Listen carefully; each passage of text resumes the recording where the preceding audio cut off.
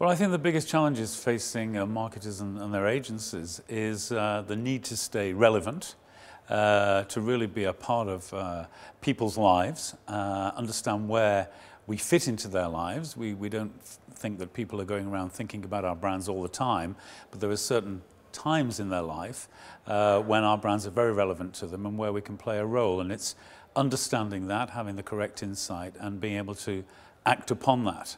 Almost every brand that you look at that is doing very well is doing a few communications things very well. They're breaking through the clutter, they're finding ways to stand out.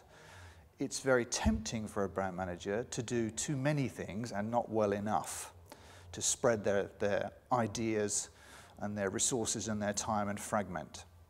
So one of the challenges that we get asked a lot is to understand what's the right balance between testing and learning and piloting in the new areas, while at the same time keeping the foundations of our brand very well supported.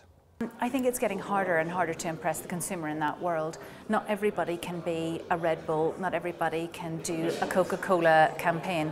And actually I think from here on in, it's going to be more about consumers' stories and very personal and individual campaigns, which is hard to do, but increasingly what will make the conversation last. One of the main challenges is really to keep our brands on the same level of positioning and performance.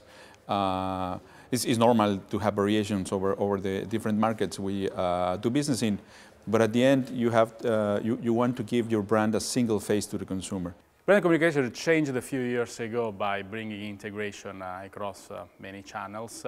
I think the biggest challenge we have today is to bring science into brand communication. Bring data is available, is how we use the data that are available to marketing people. Let's go back to the basics of why we should stay awake at night, which is what added value are we delivering to our consumers in this digitally enabled age?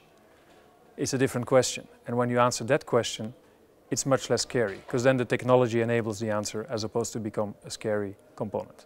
One of the biggest things, I think, is in fact organizational structure, not only from the client side, trying to decide what the organization of the future should look like in today's world and the marketing skills that are there, but also how does that relate to the organizational structure of the agencies. Well, I think the biggest issue for marketers and agencies is actually getting alignment. With marketers being incredibly siloed within their organisations and then having multiple agencies working with them, often each of those parties think they're aligned to their ultimate purpose, but what's actually happening is that they all have their own agenda. And so the single biggest thing is to be able to engage with the marketplace in an aligned way.